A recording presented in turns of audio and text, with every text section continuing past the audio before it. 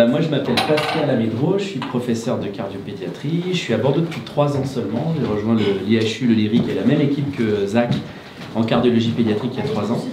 Et en fait, comme des gens comme Zach et tous nos chirurgiens cardiaques ont fait des miracles sur les 20 ou 30 dernières années dans les malformations cardiaques de l'enfant, eh bien, il y a des chercheurs comme moi qui essayons de nous occuper de l'après chirurgie et l'après-cathétérisme. Il vous dira ce qu'il fait lui dans les cathétérismes.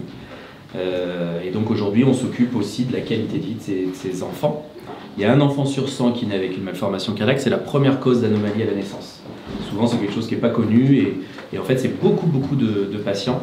Et plus de 90% vont être, on va dire, quasiment guéris par cette chirurgie ou par ce cathétérisme et vont passer à l'âge adulte. Sauf qu'il y a quand même un hic. Le hic, c'est que pendant très longtemps, ces enfants ont été mis sur le banc de touche. Pendant très longtemps, on ne s'est pas occupé beaucoup de leur santé mentale, ni de leur santé physique, et qu'aujourd'hui, on en paye un peu les prix. C'est-à-dire qu'aujourd'hui, quand on a 40 ans et qu'on a été opéré il y a 40 ans d'une petite malformation cardiaque banale, eh bien, on a beaucoup plus de facteurs de risque cardiovasculaire que la population générale, alors qu'on est guéri du cœur. Et donc là, aujourd'hui, on bascule dans ce qu'on appelle la prévention des risques cardiovasculaires. La prévention, vous savez ce que c'est la tension artérielle, c'est le cholestérol, etc. Mais les enfants ne sont pas concernés par ça. Et pour faire de la prévention chez les enfants, il faut en fait s'occuper de 3 choses.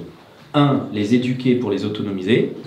2, leur faire de l'activité physique encadrée, y compris en haute intensité, mais par des professionnels de santé qui sont là pour ça, qui s'appellent les enseignants d'activité physique adaptée.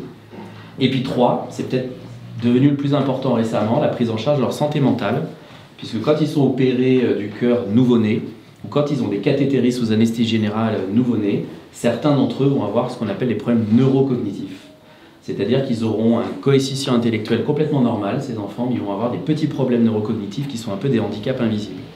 Donc ce programme qu'on a créé avec le docteur Guillaumont qui est ici, Sophie Guillaumont, elle a créé le premier centre de réhabilitation en France pour les enfants cardiaques il y a maintenant 20 ans. Et elle était complètement pionnière, et on s'est associés tous les deux pour créer un programme qui s'appelle Cali Neuro Réhab, c'est-à-dire Cali pour la qualité de vie, Neuro pour le neuro, et la Réhab pour leur faire de la réhabilitation, c'est-à-dire du sport. Et comme vous n'allez pas mettre des enfants dans des hôpitaux pendant 3 semaines, 3 mois, etc., on a essayé de créer un programme hybride. Donc ce mot-là, on l'a créé avant le Covid, où c'était un mot qui était un peu vulgaire. On a créé des téléconsultations, des plateformes digitales, et à l'époque, c'était pas du tout c'était visionnaire, mais le Covid est arrivé après. Et ce programme a très bien marché, et on est en train de le décliner dans tous les sens. C'est un programme qui aujourd'hui est financé par des crédits européens. On est limité parce que c'est que de la recherche par nos fonds de recherche pour le nombre de malades qu'on peut inclure. Le tout dernier programme, on en est à 15 jeunes qu'on vient de démarrer en inclusion. Donc la maman qui devait être avec moi voulait vous en parler, mais à cause de la tempête, elle est bloquée. Mais voilà, on est très content de ça. Probablement qu'on va même partir de l'Europe, et les Américains sont très intéressés par ce programme, donc il va devenir probablement international.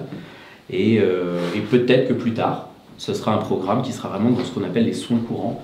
C'est-à-dire que n'importe quel généraliste, pédiatre ou cardiologue, pas obligatoirement surspécialisé comme nous dans des malformations, pourra le prescrire, et nous on sera en charge derrière de le déployer avec des techniques d'intelligence artificielle sur les plateformes, avec des réseaux d'APA qui se déplacent. Voilà, donc aujourd'hui c'est de la recherche, on est en train de basculer dans l'implémentation dans les soins, et voilà, je ne vais pas monopoliser la parole davantage, je pense que ça suffit. Voilà, si vous avez des questions. Super.